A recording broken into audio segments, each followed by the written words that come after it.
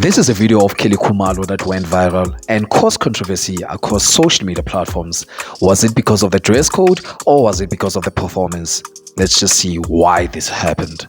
Welcome to Entertainment and News Letipi Bafetu. A recent video of Kelly Khumalo performing surfaced the internet and sparked controversy across social media platforms. Instead of being applauded for her music and performance, that was overshadowed by how she dressed.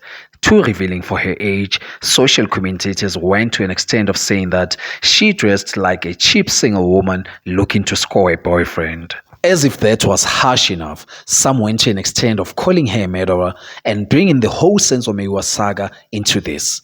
Do you believe that, for so long as the Senzo Meyiwa case is not yet solved, this dark cloud and uncertainty that's hovering around Kelly will forever be with her up until justice is served? Stay tuned as I give you the latest on entertainment and news on Entertainment Letipi Bafetu. Are here.